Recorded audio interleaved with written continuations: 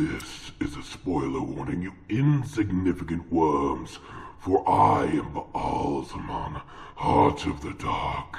The creator of this miserable content, Gleeman Thom, has read the series cover to cover, book to book. So, if you have not yet completed the entire series, yet persist on listening to this podcast, well, who's to blame, listener? Not I, whose decision led to them spoiling the series for them. Not mine, listener. Not mine. Hello everybody and welcome back to Gleeman Radio, your daily dose for the Wheel of Time. And you know what, if you don't believe that, if you believe all the fake news that I have dropped the ball over these last 2 weeks, that I have not put out as many podcasts as I told you I'd be putting out, well then, you're obviously a dark friend. That's the only explanation I have for it. Yeah, how does it feel? Did you enjoy selling your soul to the shadow? Did you enjoy pledging yourself to Shaitan? Because, whoa, did it just get darker in here? I am busy. Oh my god. Blood and ashes, did you guys hear that? Holy light, like, okay, I'm sorry. Obviously, I got a little out of hand there, and what I had obviously admitted I would never do, even joked about that I would never ever do it in previous podcasts. So yeah, you know what? Looking at things more practically, I have screwed up. I mean, admittedly, my life has been busy. Part of the reason I'm doing this podcast is so I'll have something to do, something that I can say I achieved. You know, I'm in a living situation where I can't really get a 9-to-5 job because of other obligations, and this was supposed to be kind of my thing. But I've been screwing up, and part of it is because when I started this podcast, those first couple weeks were really easy. I didn't have a lot too much going on at home, but these last 2 weeks have been truly busy. And that doesn't change the fact that when I stopped being busy, I chose to relax and have fun and watch videos or read something other than this, or, you know what I mean? I chose not to get this done. And I'm not going to let that keep happening. Yeah. So, last time on the Eye of the World, let's see, that recording was several days ago as well. Okay, so everybody got across the Taran, right? Moraine sunk the ferry, which was really cool. We learned not a lot of people could have done that. We knew that, but it's cool to have Moraine say it, because sometimes I don't think she gives herself enough credit. She is a badass. We get to everybody relaxing on the other side of the Taran, and Rand gets a horrible shock, and Egwene is told she can become an Aes Sedai, and he's not very happy. But come on, she knows how their village, how these men feel about this situation. She's the only one that wanted to go out on an adventure. They wanted to stay home, yet her first reaction is, "Hey Rand, isn't that great? I can become your worst nightmare, hooray!" Yeah, Rand's like, "Yeah, totally, I still want to marry you, right? I don't know what's going on."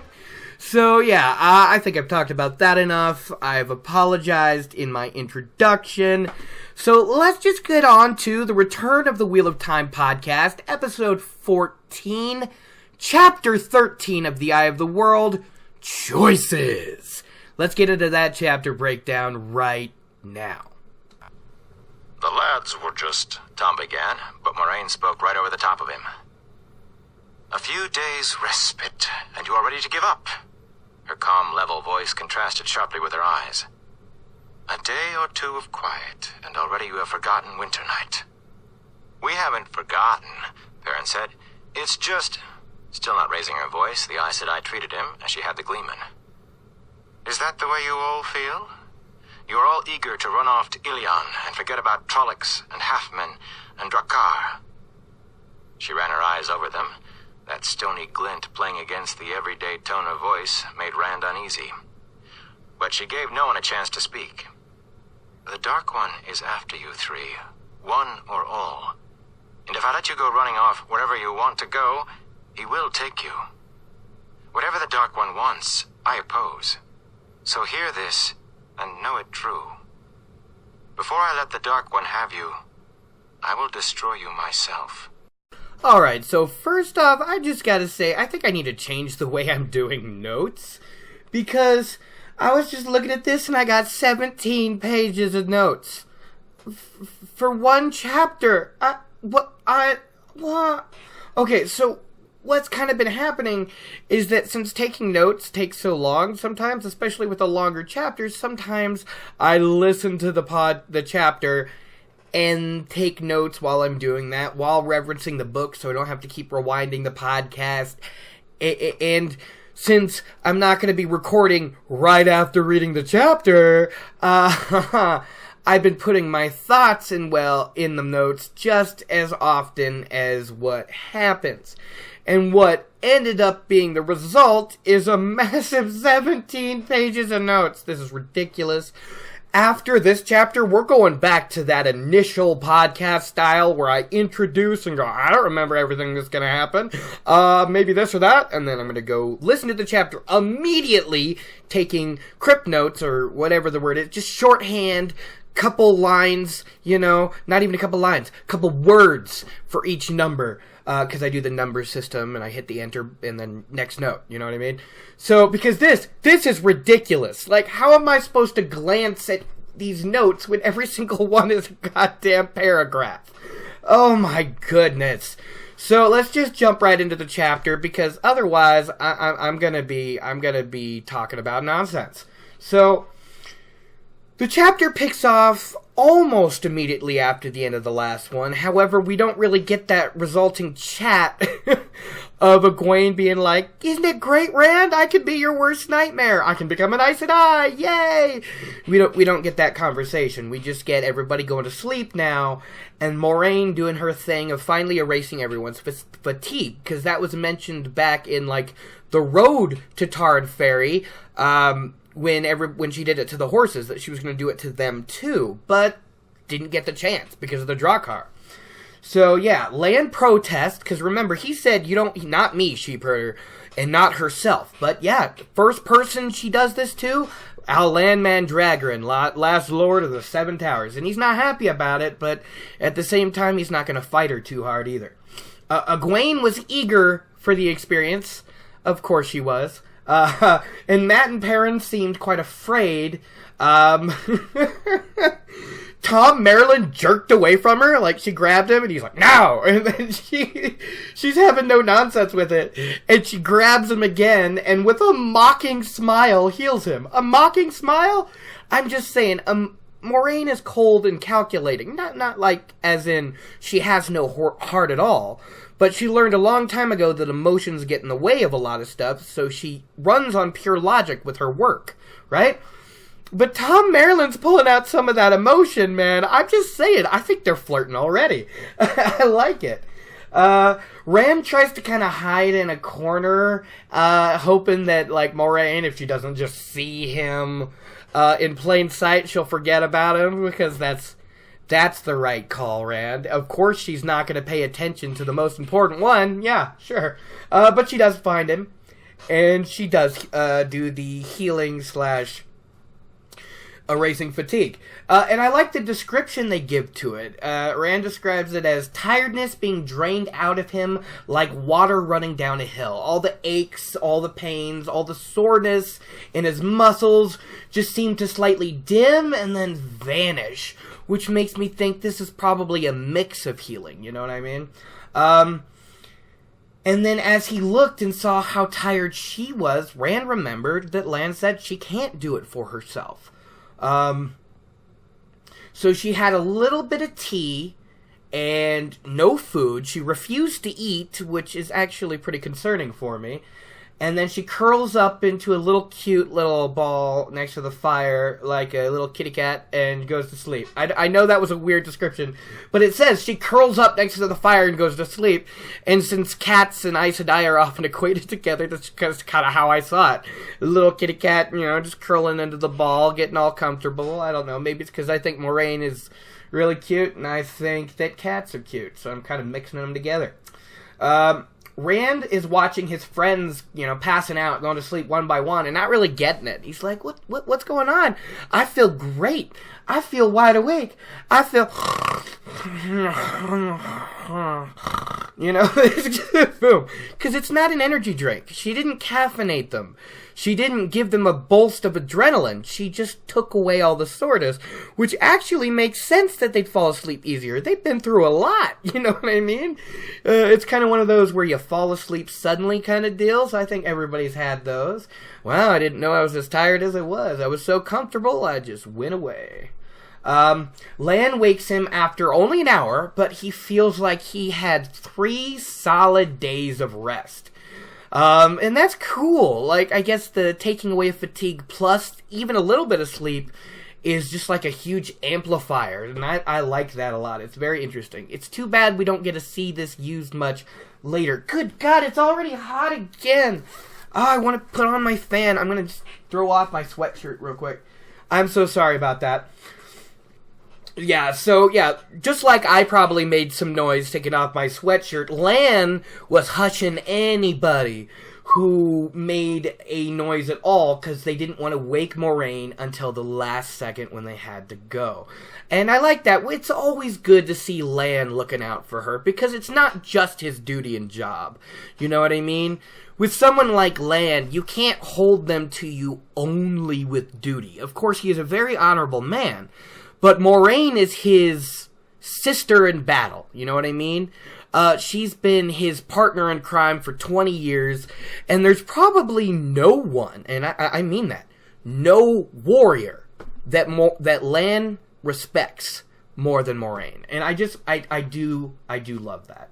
So it's still very early when they actually depart, and Lan was so badass that there's no trace at all that they had camped there before. Which, I mean, how do you make no trace at all? If you have to bury a fire or something, there's disturbed dirt, right? So did Lan just memorize what the dirt used to look like, bury the fire, and then rearrange the dirt? How do you do it?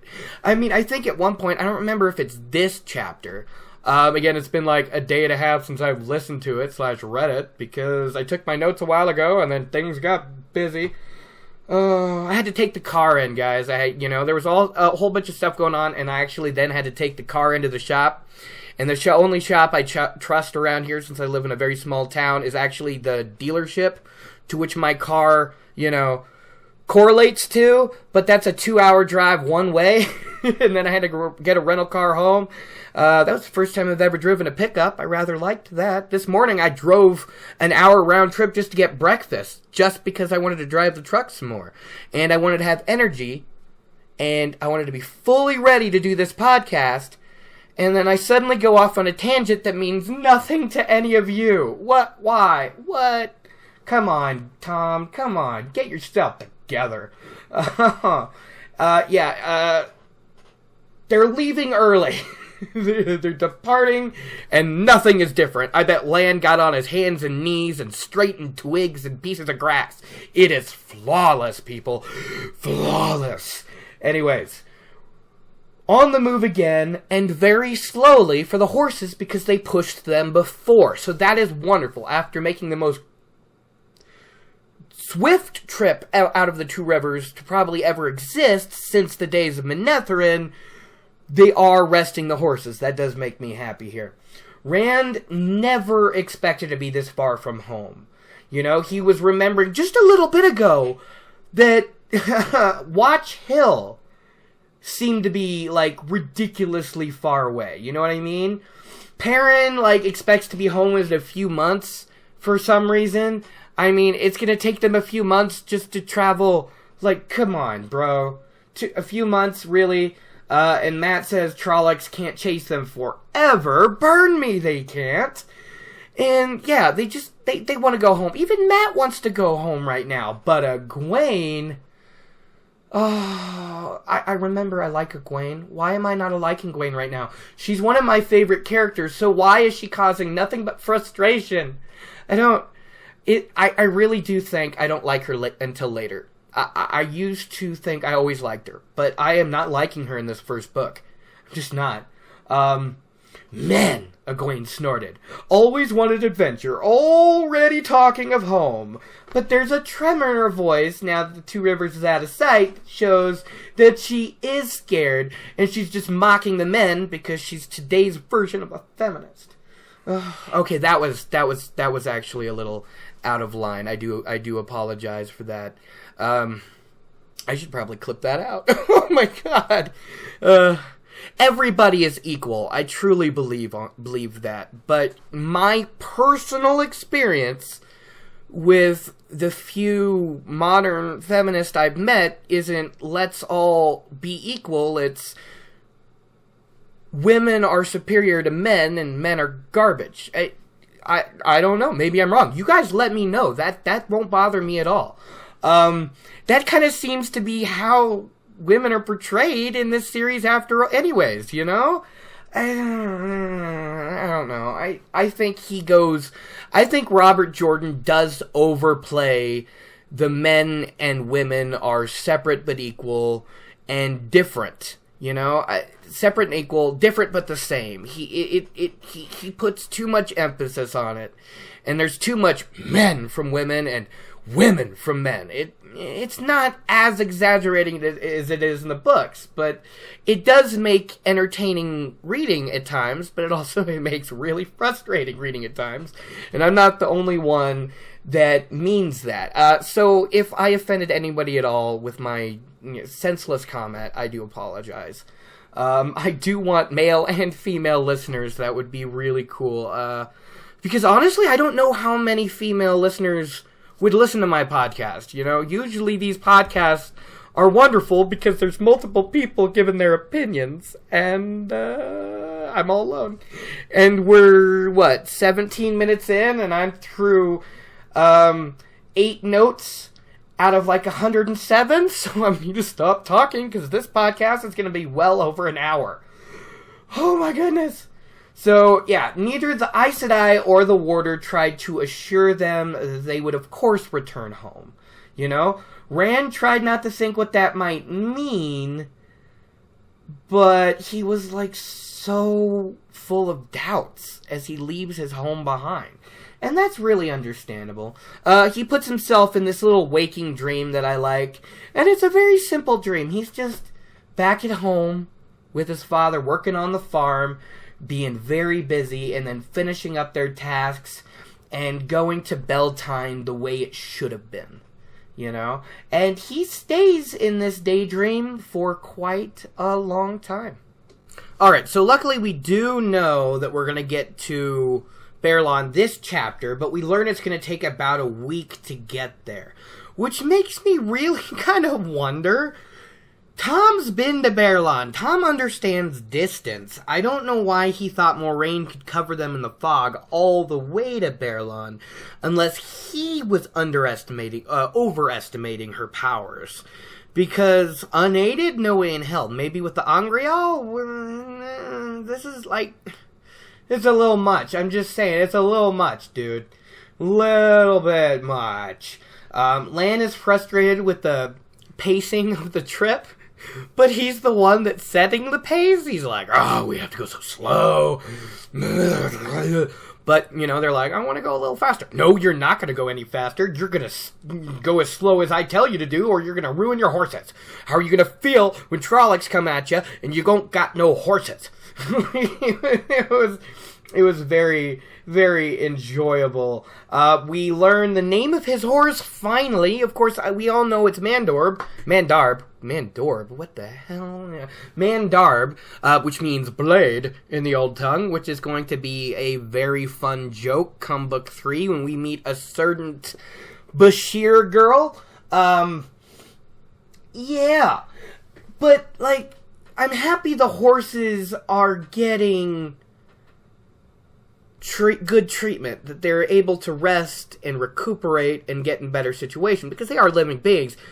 But is he giving that same treatment to Mandar? No, he is not, because Lan is covering twice as much ground as anyone else. He's scouting ahead, he's checking the trail behind them, but if anyone else tries to pick up their pace, yeah, they get those nasty words from Lan, including Moraine, which I just love. They're a partnership, right? She's not fully in charge. They are a team, which is what makes them the best example of Warder and Aes Sedai pretty much in the whole series. Lan covers twice as much ground. It's crazy. We also learn Moraine's horse's name for the first time, Aldib, the west wind in the Old Tongue, but we knew that. The wind that brought the spring rains. It's so beautiful. I love it. Lan only informs Moraine on his doings and his information from scouting, and Moraine only tells them what she thinks they need to know, which is a pretty standard practice for Moraine, and pretty standard practice for anyone in charge dealing with ignorant and scared followers. You know what I mean? If they tell them too much, they're gonna get freaked out. No Shadowspawn has been seen, though, for a little while. They're doing good, and they're happy about it. They're taking this, really snaking path through the woods, onto the road, through the woods, onto the road, so that they can avoid any civilization at all. Not that there's a lot of things out here, but every now and then they might come across an extremely rural farm. But not many places like that existed in the vast wilderness that's between Baerlon and Taran Ferry. Perrin get into an argument. Perrin and Matt get into an argument after seeing that first farmhouse. Because Perrin's like, it doesn't look any different. Shouldn't it look different? And Matt's like, of course it's different. We're past the Taran. We're out of the two rivers. It has to be different. And Perrin's like, I'm telling you, it's the same. I don't know why they think just a farm, would be so much different. But, well, whatever. I mean, architecture can be kind of different from place to place, but they're really not that far away. And from the first night out of the two rivers, this chapter is weird because it kind of goes back and forth, you know? It's like, well, this trip takes a week, and I'm going to tell you what happened during that week, but I'm going to tell you a little bit at a time. So Lan starts training the boys in combat. Yeah, that is awesome. All three do super awesome with the bow. They shoot a knot the size of a man's head on a tree at 100 paces. Matt and Perrin seem about even. They're both extremely good. But Rand does even better using the Flame in the Void, having all the arrow tips practically touching. So again, even with the Flame in the Void, Rand, a spectacular archer, when you think about it, all three are pretty damn good archers. None of them hold a candle to Brigitte. Yeah. I just want to point that out. Brigitte's better. Yeah, Rand did the best, and the boys are all congratulating themselves about it. They're like, yeah, good job, Rand. That was awesome, but we're cool too, right? And Lan's like, yeah, good. Yeah, honestly, not bad at all. Now, if only all three had bows instead of one of you. Smiles start fading. And if only the Trollocs were, courteous enough not to run right up at you faster than a horse can gallop. There'd be nothing to worry about there. And the boys are all like, God damn it, Warder, do you have to... We're trying to get a little bit of joy in this scary situation. Do you really have to do this to us? Come on, really? But he's being practical. That's how Lan always is. And I still love it. Also, he sets to teaching them more practically. So Matt doesn't have a hand-to-hand weapon, but he does set Perrin to using his axe in a proper way. He sets him to several strike, parry, and block exercises, and then moves on to Rand and his sword, who, of course, he can train even better than Perrin with the axe. He's telling him, smooth motions, sheepherder. It's like a dance. Moving the blade is not enough. Empty your mind. Burn away all of the distractions. You all listen to this now. Because it doesn't matter if you're using the sword, the axe, the bow, your fists. This is important. And Rand's just sitting there going, oh, I know what that is. I know what that is. That's the flame in the void. My father taught me about that. And Lan just goes full on expressionless stony face. and it's like, Blade Master confirmed.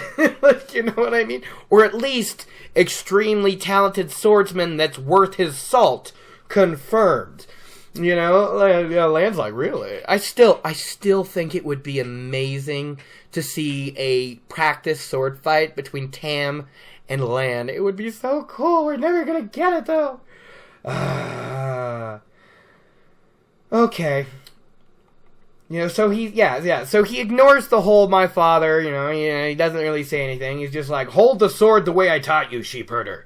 I can't make you a blade master in an hour, but perhaps I can keep you from slicing off your own foot. Lan is so cool. He is great. Moraine approves of the lessons, Lan, I don't think she told Lan to give them the lessons, though, because it kind of makes it seem like she's staring at them, and she doesn't look 100% happy about it, but she lets Lan continue. I don't think she told Lan to give them training. I think that's just something he decided to do on his own. They're eating the same meal every day, morning, afternoon, and evening. Flatbread and cheese with dried meat, and teas in the evening, with a fire being made just long enough to brew the tea before it's snuffed out and the embers are buried. So, that just doesn't sound great. Like, maybe like once or twice a day. I get it. It's the kind of food that can easily be packed for long journeys. But it's gotta make mealtime just so less exciting, doesn't it? Thom entertained them evenings as well. And Lan wouldn't allow him to use the harp or the flute for obvious reasons. We heard how far away Rand and the rest of them could all hear the fiddle and the flutes from Watch Hill, right?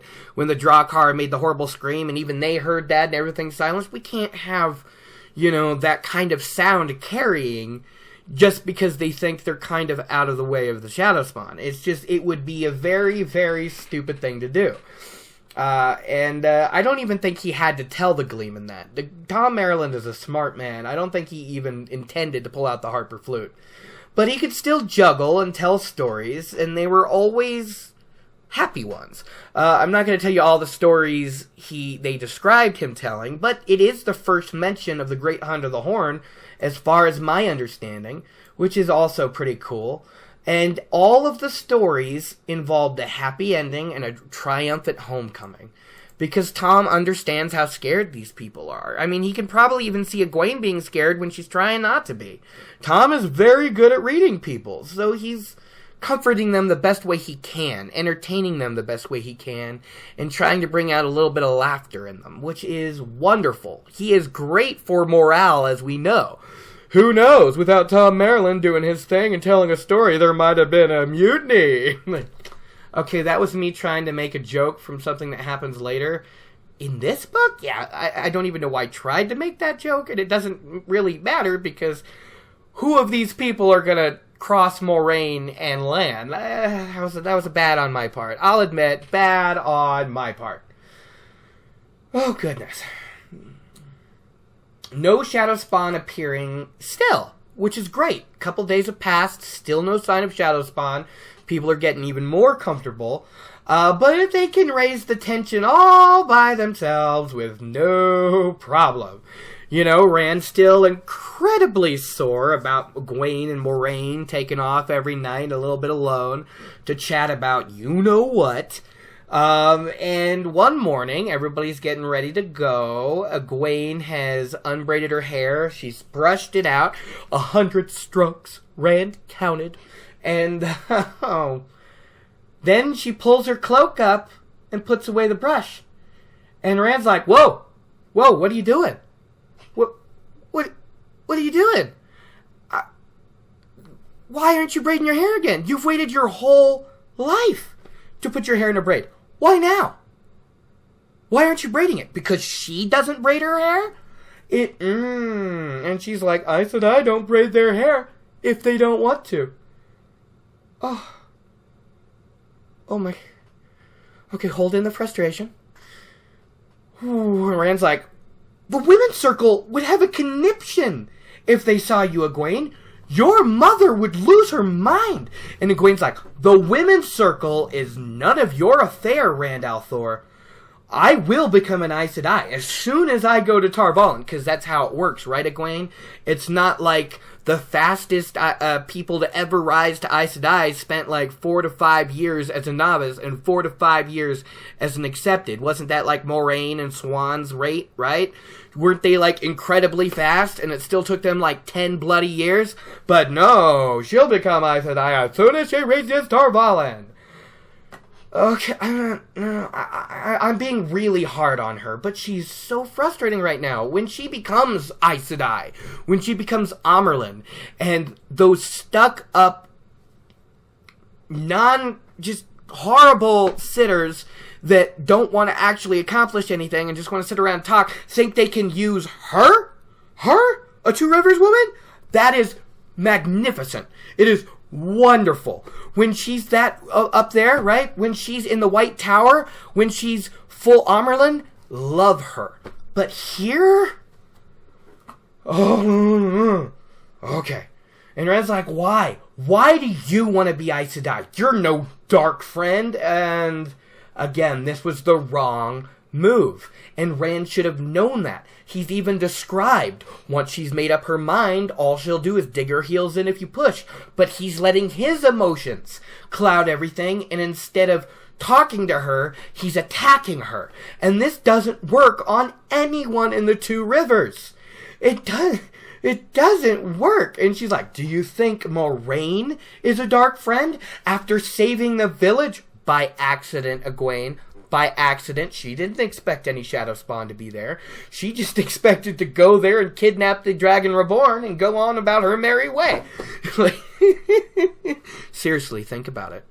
The only one of those 4 Two Rivers youths that Moraine took out of the village, only the Dragon Reborn got permission from Daddy. Okay? They may all be of age. Even Egwene has her hair braided, legally making her an adult in that district. However, they may be legally adults, but none of the village consider them at their maturity. So, technically, Moraine kidnapped them. Except Rand. Rand's the only one that wasn't kidnapped. Understand? So, after she saved the village, after she saved your father, now there Egwene has a better point. Rand said he'd do anything as long as it didn't hurt his village or his the people in it, anything like that. And she's not. He's leaving the village.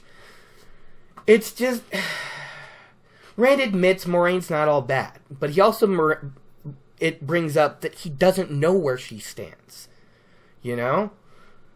And then he screws up by bringing up the stories. Not his next best move, because Egwene's telling him to grow up and see things with her own eyes. That just because people like Senbui talk about them being the next thing to Shadow Spawn and the Dark Ones doesn't make it true. Especially if everything they've seen. And Rand's like, I get you, I get it. But Rand is right. He isn't sure about Moraine, but they've only met one Aes Sedai. Egwene is attributing that Aes Sedai are great based on only knowing Moraine. But that doesn't tell you about the rest of them. And of course, we later learned that a rather large chunk of them are Black Aja. So, take that, Egwene. A lot of them are bad. What is it, a third? 20%?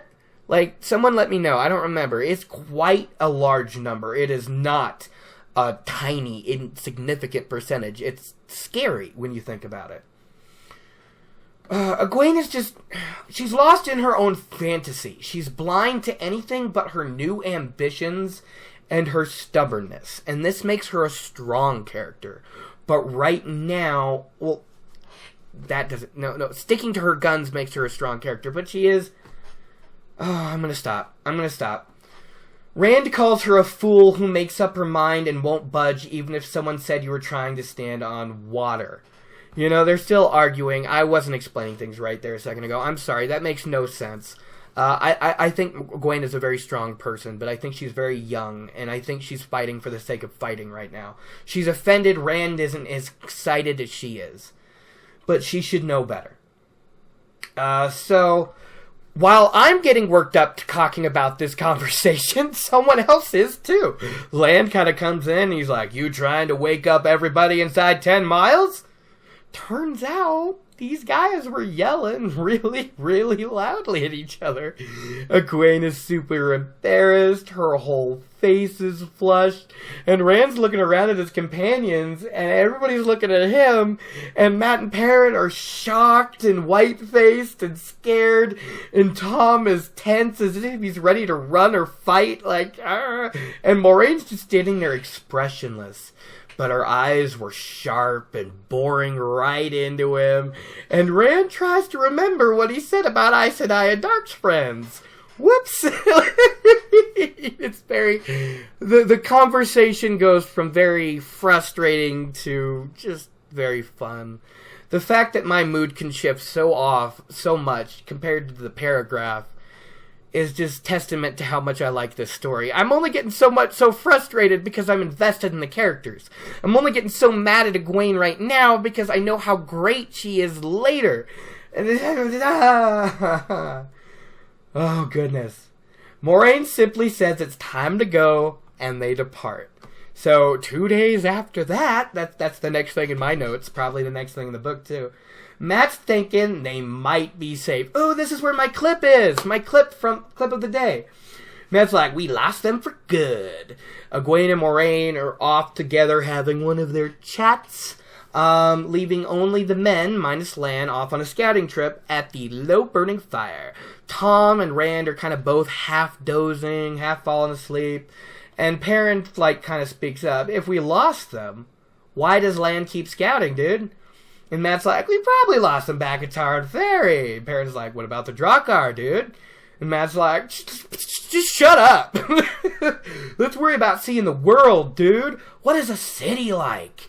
And Perrin's like, we're going to Baerlon. We'll just have to see. And Mat's like, Baerlon.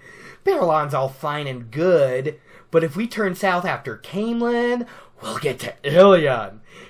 And why Ilion? And then he's like, because Ilion isn't full of silence.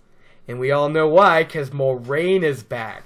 And Thom tries to help the boys. He's like, the lads were just, Moraine Sedai. It was just, but Moraine is having none of it. And what I really, really like is that her voice is completely casual. But they feel the fear. She's like, a few days quiet. You've already forgotten Winter Night. Perrin tried to tell her haven't forgotten anything. She's like, is that the way you all feel? You're all eager to run off to Ilion, huh? Ready to forget about the Half-Men, the Trollocs, the Drakkar. The Dark One is after you three. One or all. Whatever the Dark One wants, I oppose. So hear this, and know it to be true. Before I let the Dark One have you, I'll destroy you myself. And Rand believes her because her simple, matter-of-fact tone. And I love it. You understand her side here. She's been spending 20 years in search of this. She knows one of these three boys is the child she's looking for. I don't think she knows for sure it's Rand yet. So she's hearing Mat and Perrin, the potential dragons, probably freaking her out if she thinks it's Mat. Couldn't you imagine if she's having a little bit of thoughts that it's Mat? Like, after the cry on Calnazar moment, right? Like that, we haven't got to it yet. It's not in this chapter. Super disappointing. But when he starts splattering the old tongue out... Splattering the old tongue? What the hell? Spouting the old tongue out. You gotta think she's like, oh god, no, not him, not him, not him. Oh, I love it. Rand believed her. He thought the Aes Sedai would do exactly as she said, if it was necessary. I personally can't help but think that Rand is indeed using his eyes, Egwene, and his ears too. He has a right to be worried of the Aes Sedai, doesn't he? All the men there do, don't they? You're acting like they're just being idiots for being afraid, being concerned, being cautious, but no, she straight up said she'll destroy them, and she didn't say that about you, did she? No, she did not, but whatever. It's no real big surprise the men had a hard time getting to sleep that night. I'm just saying. As the chapter goes on, we learn that the nightly talks between Egwene and Moraine were a sore spot for Rand. What were they doing? What were they discussing? And just what was the Aes Sedai doing to Egwene? What does Rand think she's doing to Egwene? Those were all kind of quotes right there, man. Does he think that Moraine is channeling on Egwene and making her more Aes Sedai? Like, what is going on here? This is just... That's a little too far, Rand. You're a little bit too far there. So on one occasion, after everyone had apparently gone to sleep, pretty weird time for Moraine and Egwene to step aside to have their little talk, when even Lan is in his blankets. You know what I mean? Just a little odd. Rand follows them out on their talk, and he's using every ounce of skill he's attained stalking rabbits, until he was right behind a tree near the two women, shrouded in this big wide trunk with heavy branches. He cannot be seen, and he's sitting there ready and willing to eavesdrop. Alright, now we've got to the ladies. Moraine is telling Egwene to ask whatever she wants to know. If she can tell her now, she will. She wants to make clear, however, that there are things Egwene is not ready for, as well as questions she can't answer until Egwene knows yet other things. So, yeah, you can ask, but we'll just have to see what I can answer, so you might as well ask several things. And first Egwene wants to know about the 5 powers: earth, fire, wind, water, air, and spirit. How is it that men have access to the stronger powers of earth and fire? Because this is just not fair. But this makes Moraine laugh. She does the old Aes Sedai adage that I actually really, really like. And it's, is that what you think, child? Is there a rock so hard that wind and water cannot wear it away? Or a fire so strong that water cannot quench it or snuff it out? And Egwene's that was good. Egwene's like, oh, all right. Egwene's a little bit quiet again before asking her next question, hesitantly. Because this question had been worrying her. This had been eating at her. And it was the men, right? The male Aes Sedai went crazy and broke the world. It was the men who tried to free the Dark One and the Forsaken, right? The women had no part in it at all. The Aes Sedai, female Aes Sedai, are innocent and perfect in every way, right? Moraine Sedai? Which kind of shows the misinformation here. They think the men tried to free the Forsaken and the Dark One. It was the opposite. They sealed them away. Moraine points out to Egwene that she is afraid. And then that's all right. It's good, and it makes sense. If she had stayed in the Two Rivers, she could have become Wisdom. Or sat in the women's circle, handling the affairs while the men's village council thought they did so. See what I mean about the whole... But you did think the unthinkable. You left Emond's Field searching for adventure. You wanted to go, yet you were afraid of it. And Egwene protests, like, I'm not afraid. That she eventually is willing to admit when she's afraid, because being afraid doesn't stop her from doing anything. But Moraine's like, it's good if you're afraid. It's better if you're afraid.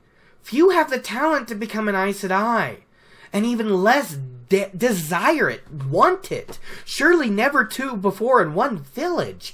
You need to be wary, because you can go all the way, my girl. You just need to concentrate. And this little slip of a tongue gets Egwene excited. And like, who is it? Is it this person? Is it this person? And Moraine's kind of really annoyed by the slip of her tongue. She kind of, forget what I told you. The other one's path lies another way now, she fears. Concern yourself with your own path. It's a difficult one. So, we know she's talking about Nynaeve, and also, I'm pretty sure the reason for this slip is because a ta'veren was nearby in the darkness. Also, I think that frustration was a lot like later in this book that we'll see when Nynaeve sneaks up Moraine. She's like, I was so busy focusing on the girl that I didn't notice there's a boy with a coin in his pocket behind that tree over there. And he's obviously ta'veren because... No, maybe she... No. Does she not fully admit they're ta'veren until Loyal? Okay, we'll have to see when we get there, won't we? Yeah, Path is all stubborn. Don't be... No. Where am I? I'm so lost. I'm making this podcast even longer now. Yes. Focus on your path, Moraine says. It's a difficult one, and Egwene's all stubborn. I'm not gonna turn back. I'm good. I'm not scared. I'm gonna push forward. And Moraine's like, good. Like, you're halfway there. You're still saying you're not scared, but okay. But you want a reassurance, and I can't give it to you. And Egwene's like, wait, what? Reassurance? Like, you went off on a tangent here, Moraine Sedai. I have no idea what you mean. And Moraine's like, you want to know Aes Sedai are good and pure. That it was the wicked men that caused the breaking. They were no more wicked than any other man. They were insane. Aes Sedai are people too. The power doesn't change that. It doesn't change who you are. When you go to the White Tower, you will meet women that are brave and cowardly, kind and cruel, warm and cold-hearted. Being an Aes Sedai will not change you of who you are. This, however, does assure Egwene. He was a little bit worried that the power would change her. She's a little bit relieved. You know, she's worried, like, you know, that it could turn her into a different person. And it's not the power that turns her into a different person. It's her experiences. And that's why she goes on to the next. That she was worried the power might change her. Or that the Trollocs, or the Fades, or the Drakkar. Moraine Sedai, why did they come to the Two Rivers? Seriously, girl? Weren't you listening at all a couple chapters ago? Rand, Matt, Perrin, they were all explaining it to you. Did you just think they were stupid boys making up stories? What? I don't understand this. Are they just not worth listening to you? Seriously, but... For answer, Moraine just turns and looks right at the tree where Rand is, causing him to flinch back and attempt to flee, and it causes this really comical scene, because he's not looking back behind him, he's just trying to creep away, stepping backwards as quick as he can, and he trips on a root, and he almost falls into a really loud, dry-leafed, prickly bush that definitely would have alerted everybody, and then so he kind of gets down on his hands and knees, and he crawls away, and he gets back into his blankets before Moraine and Egwene come back, which is really, really funny. For a second when he's getting into his blankets, he's concerned that Lan might have noticed because he stirs in his blankets, but when Rand just kind of like shifts his blanket and kind of doesn't move again, Rand's like, ah ha, I got past Lan. Everything's good. Fat chance, dude. The warder obviously knew you left, and obviously knew you returned. Don't you think you could cross Lan? Think you can sneak past Lan? I'm not even sure Rhuarc could sneak past Lan. Rhuarc or one of those really highly skilled Aielmen are probably the few people, because even warders are like really easily trackable to Lan. Okay? Yeah. A short while later, Moraine reappeared, watching the sleeping shapes, and Rand keeps his eye closed and tries to breathe normally in the rhythm of sleep. And when he finally did drift away, he had these really weird dreams of Emond's Field, where all the men called themselves the Dragon Reborn, and all the women wore blued stones on their forehead like Moraine. When he woke up, he decided he was not going to follow them again. Good plan, buddy. Good plan. Alright, folks, so this is when we get to the 6th stage. Can you hear that squeaking? This is literally me just leaning forward and leaning back in my damn chair. Is it that loud? Really? I mean, my goodness. Okay, I'm sorry. It's just, I think I might need to get a new chair here eventually, and I've spent all the money I could right now. So, 6th day of travel. Lan's still making reports only to Moraine. Egwene apparently in charge of the Emmons Fielders by Moraine. It's just, I'm not saying Egwene is not a good leader, but I don't know if Moraine actually kind of trying to let Egwene keep them in line, or if just Egwene assumed that and is trying to act that way, or if it's just not even that at all, if Rand and the boys are just so stubborn that they just assume that Egwene, the Aes Sedai's teacher's pet, is instead, forcing them into stuff. I don't know. You know how stubborn Two Rivers people are. If you tell a Two Rivers man to go sit there on the left, he's going to look at you for a minute and go and sit on the right. That's just how it works. Oh, man. So, yeah, 6 days of travel, Egwene in charge, Perrin's carrying Matt's bow, while Thom is teaching Matt to juggle small stones. Apparently, Gleeman has been given nightly lessons, too. That's really cool. So the lessons started well before the separation. That's pretty awesome. I kind of forgot about that. Matt just started bragging to Rand that he had gotten to juggling 4 stones first when the group crests a final hill and looked down upon Baerlon. And let's just say the Emmons Fielders were properly impressed. Yeah, I'd go with that. Oh, hi, Cat. Hi, you came out of nowhere, didn't you? Oh, yeah, they are just stunned. Rand couldn't help but think that it was as large as Emmons Field, Watch Hill, Devon Ride combined. Maybe even Tarn Ferry, too. Just looking down at Baerlon, he's like, that is so huge. Like, why is so many people gathered at once? And I'm like, dude, this is a mid to small size town, okay? This isn't even that high tech. Oh, wow. High tech? Wow, okay. You know what I mean. So here we get a description of Baerlon. Baerlon is surrounded by a 20-foot high wooden wall with watchtowers, also wooden, spaced at appropriate levels across it. What is wrong with me? The roofs were all slate and tile, no thatch at all, which is shocking to the Two Rivers people, seeing as the only house in the Two Rivers that isn't thatch is the Wine Spring Inn. That is the only building in the district with tile. So they're all just like, whoa, there's no thatch anywhere. This is crazy. And the smoke of hundreds of chimneys is rising to the air. Let's just say they're a little shaken. There's these huge broad roads running from east to west of the city, populated with about a dozen wagons and maybe twice as many ox carts. So they're not even alone in this general vicinity. There's other travelers here in the area, which is, yeah. Most of the north, there's farms spread everywhere, mostly to the north.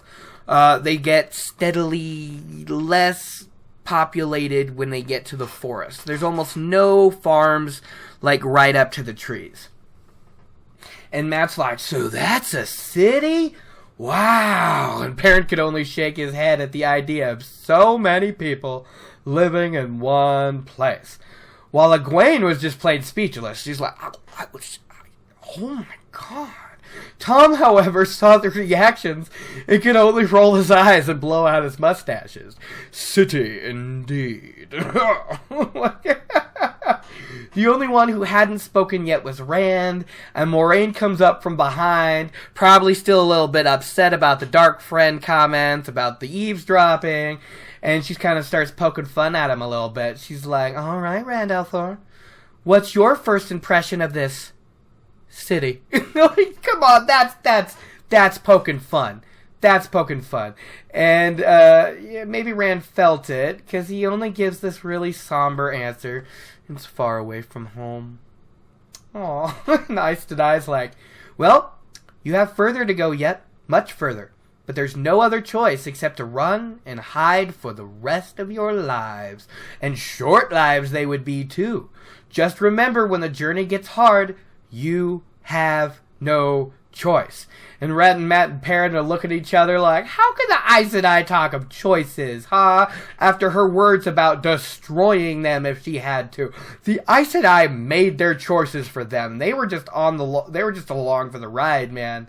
They're not happy. They're just like, oh, I want to go home. Moraine continues on as if their thoughts were not plain on their faces. The danger begins again here. No talking of Trollocs and Fades here. Aes Sedai either. Some in Baerlon have less love for Aes Sedai than the Coplans and Congers from Emond's Field. There may even be Dark Friends here, which causes a big commotion amongst the Two Rivers folk. Egwene gasps with a oh, and Perrin's muttering darkly under his breath. Matt pales, but we don't get a reaction from Rand. Maybe it's because Rand is the one we're getting this narration from, so maybe he's just sitting there stock still and silent and shocked, but it would have been nice if we got his take on that, but no. Here, the Aes Sedai and Warder also go by different names. Moraine is Lady Alice, and Lan is Master Andra. Alright, got that? We're clear? Good. Now don't forget, let's get going. This is kind of how she leads it off. She's like, the city closes by nightfall and only opens with the dawn, so we gotta go. There we go. I've told you everything. Time to get there. So, the Warder leads the gang down to Baerlon, and Rand thinks it's a little odd that none of the farmers they passed are looking up to see what these strange travelers are doing.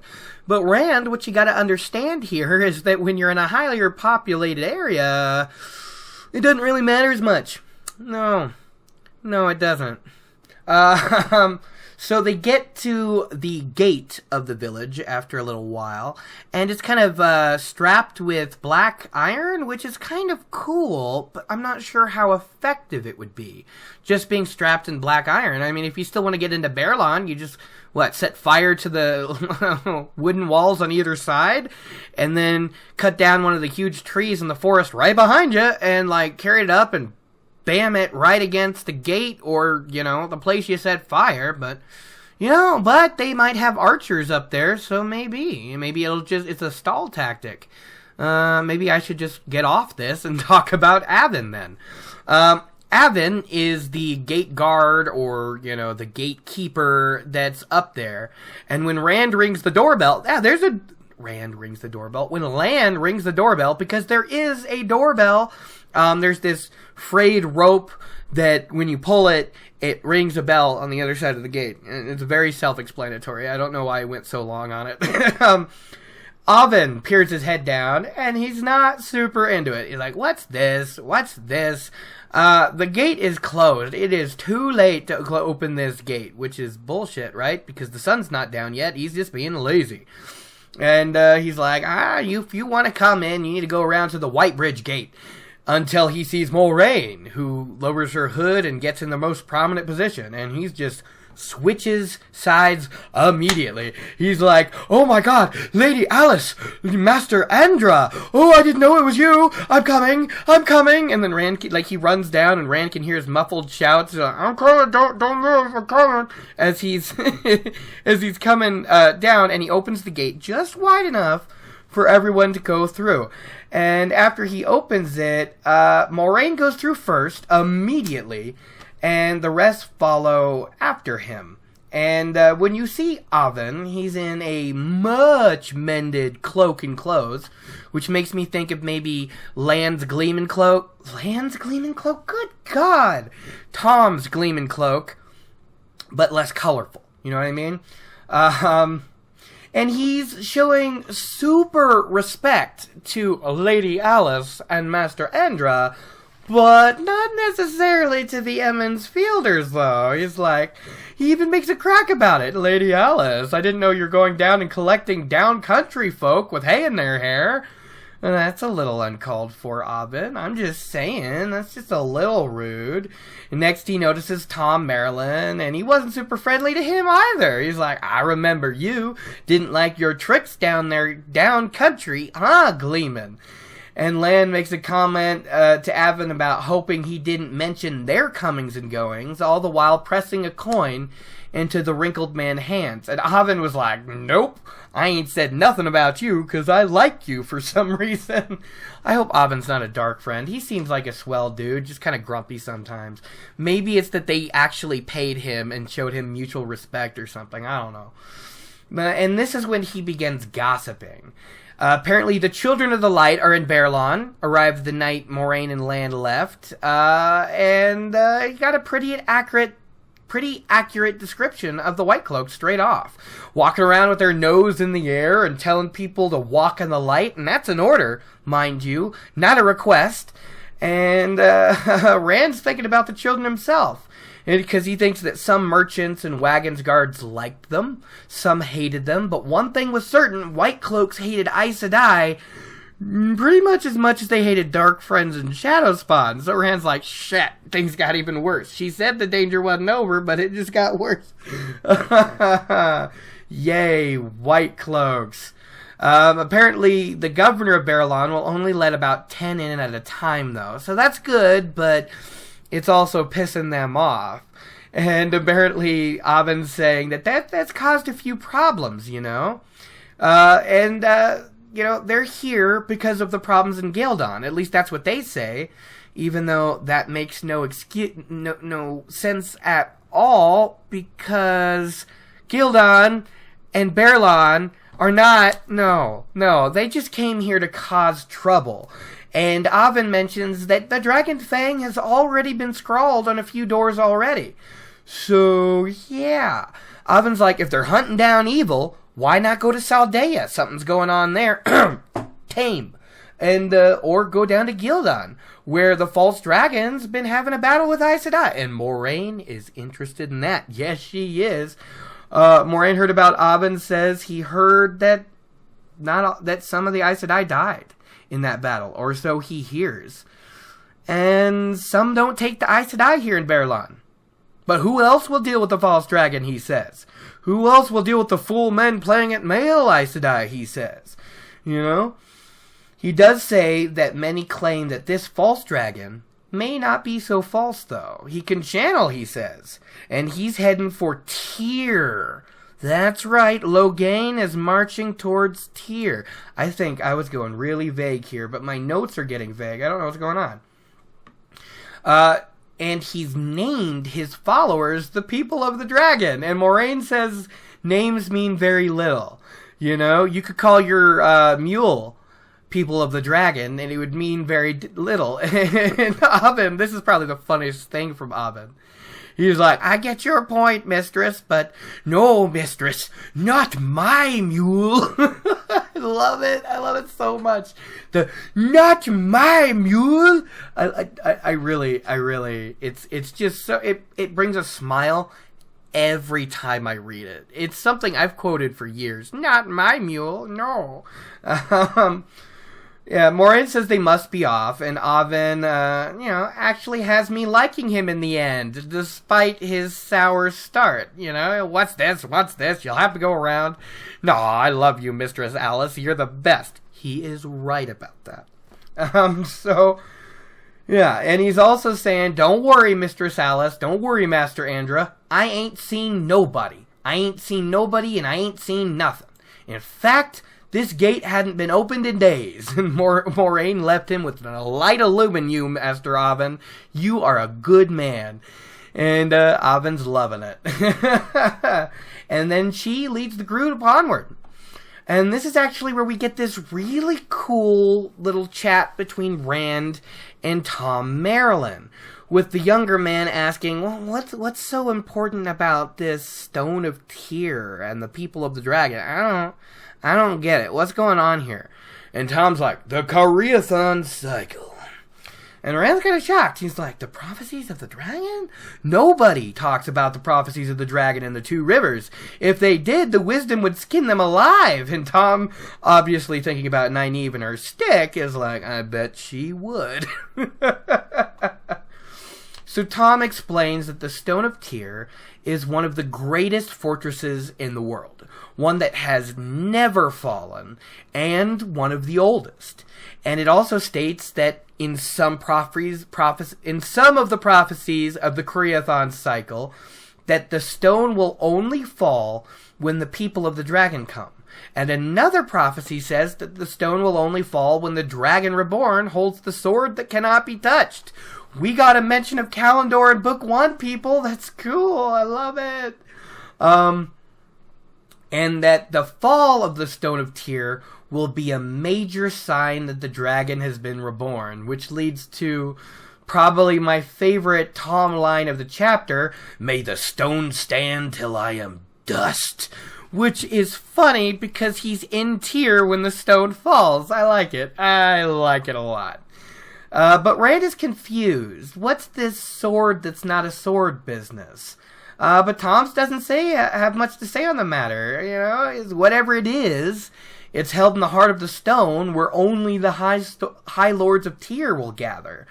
And the High Lords of Tyr won't say anything to a simple Gleeman, which makes me wonder, has he maybe talked to High Lords of Tyr about this as Court Bard of Caemlyn? I don't know. They might talk more to him than they would a Gleeman. Maybe they wouldn't talk to him at all, but there's a question in there for me. But whatever it is, the sword in the heart of the stone... Oh, I've already done that. Rand wonders why the prophecy seems so confusing, like it seems contradictory. Well, does that mean High Lord of Tyr is supposed to be the dragon? Thom's like, no way in hell. The Tyr hates the power more than Amador hates the power, and Amador is where the Fortress of the Light and the stronghold of the Children of the Light are. So, not very likely in that. If the Dragon Reborn came from Tyr, the dude probably ask for the silk rope, if you get what I mean. But Rand is still confused. It sounds like this prophecy is meant to be difficult. How can the stone fall if a people come? Or how can the stone fall only if the dragon takes the sword? How does this work? And Thom's just like, well, a prophecy easily fulfilled wouldn't mean much, would it? But I kind of like this because neither of these things were in common. Rand didn't lead the people of the dragon to Tyr. They came looking for him. They took the stone in pursuit of looking for the Kara-Karn. And the Dragon Reborn came in by himself looking to grab Kalendor. So the reason these are separate prophecies might make sense because they were never intended to be the same choice. They were never intended to happen at the same time under the same direction. They were meant to happen at the same time by sheer coincidence, I guess. And that's kind of interesting. So their talk ends as the party halts in an alleyway next to a long wooden fence. And Lan has a dagger in between the boards. And he's kind of fiddling with it, moving it up and down. And turns out it's because that piece of the fence is actually a gate. And it's a gate meant only to be opened by the inside. So he used his knife to pull up the latch and open the gate and head inside. And Moraine, once again, the first to go in, followed by Egwene, and Lan gestures the rest of them to go in while he takes the rear. And Rand is blown away because he finds himself in a huge inn-stable yard. And Rand's like, look, 4 stories tall. This inn is 4 stories tall. How is that even possible? And the stable yard itself, all by itself, is big enough to fit the wine spring inn from back home. This is crazy. So 3 stablemen come running, with one in the center, the only one without a manure fork is how it's described, telling them they couldn't come this way. This is the back way. You have to come in around the front. But the innkeeper shows up, Master Fitch, just like out of the blue. I don't even know why, telling the man much not to worry, and that these people were expected guests? I'm sorry. Did he know when they were coming back? Because this is weird. Was like, but I don't know. I don't know how he knew to come running. Maybe he kind of heard the commotion, looked out and saw who it was, and he just needed to calm everything down, but like, how did he know? So the innkeeper, Master Fitch, greeted Moraine and Lan warmly with what is described as a genuine smile. He really does like these people unconditionally, and I like that. He expresses his worry for the pair heading down country in these troubled times, what with the weather and the wolves, and he suddenly stops himself chatting away, because he's like, what am I thinking? You're all tired from travel and cold, and I know what you want. You need to come in with me. Warm meals and hot beds wait for you inside. And I really do like how Moraine's just like, hot baths too, right, Master Fitch? And Egwene's just like, oh god, yes. Please tell me there's baths. And like, she's into it too. She's like, oh, that would be wonderful. And I'm pretty sure the boys wouldn't mind it either. I don't think they make a thing about it here, but, you know, in the next chapter, they're gonna have a nice soak too. And the innkeeper is kind of a showman here. He's like, baths? And it's very much a question mark. Why, of course. The best in Baerlon. The hottest in Baerlon awaits you inside. Welcome. Welcome to the Stag and Lion. Welcome to Baerlon. And the thing is, I know this came out first. Like, because I think The Eye of the World came out, what, 1990, 1989? Let me look at the copyright here.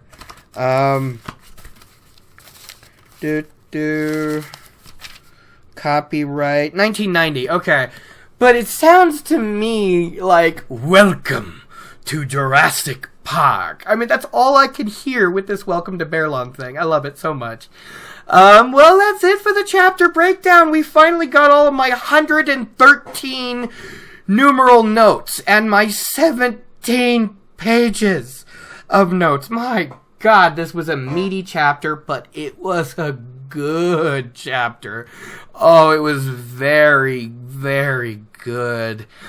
We got, you know, Rand screwing up, Rand getting better, learning swordsmanship, Perrin learning to use his axe. We got, you know, Moraine giving them threats that were very entertaining, just as much as they were slightly concerning, at least if you're reading it through on the first time. You got Egwene learning more and Rand not liking it. You got Thom giving them instruction too, which is cool. It's great. You learn about Tame, you learn about, you learn that there's something going on in Saldaea, but in the reread, you're like, oh my god, that's Mazrim Tame!